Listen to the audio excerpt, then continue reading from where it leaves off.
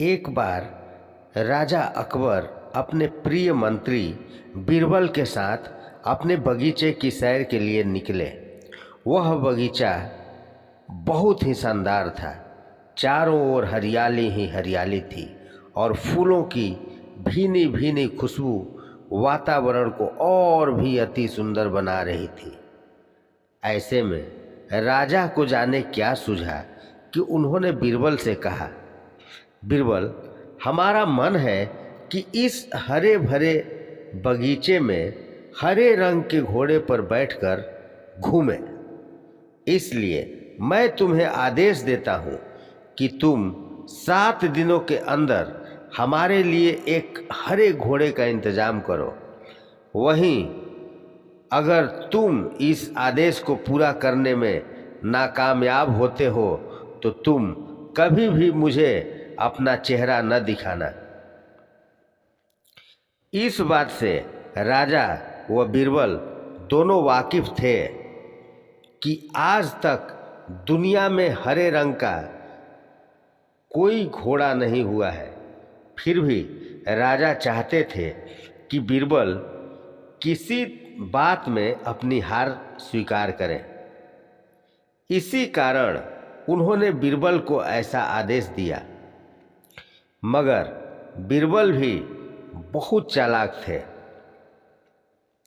वो भली भांति जानते थे कि राजा उनसे क्या चाहते हैं, इसलिए वो भी घोड़ा ढूंढने का बहाना बनाकर 7 दिनों तक इधर उधर घूमते रहे। 8वें दिन बीरबल दरबार में पहुँचे और राजा के सामने पहुंचकर बोले, महाराज, आपकी आज्ञा के अनुसार मैंने आपके लिए हरे रंग के घोड़े का इंतजाम कर लिया है, मगर उसके मालिक की 2 शर्तें हैं। राजा ने उत्सुकता से दोनों शर्तों के बारे में पूछा। तब बीरबल ने जवाब दिया, पहली शर्त यह है कि उस हरे घोड़े को लाने के लिए स्वयं आपको जाना होगा।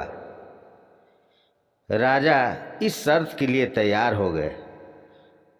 फिर उन्होंने दूसरी शर्त के बारे में पूछा।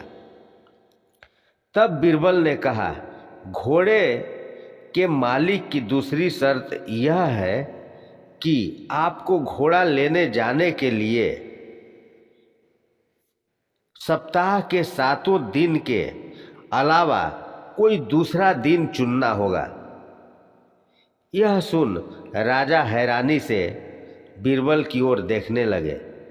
तब बीरबल ने बड़ी सहजता से जवाब दिया, महाराज, घोड़े का मालिक यह कहता है कि हरे रंग के खास घोड़े को लाने के लिए उसकी यह शर्त तो माननी ही पड़ेगी।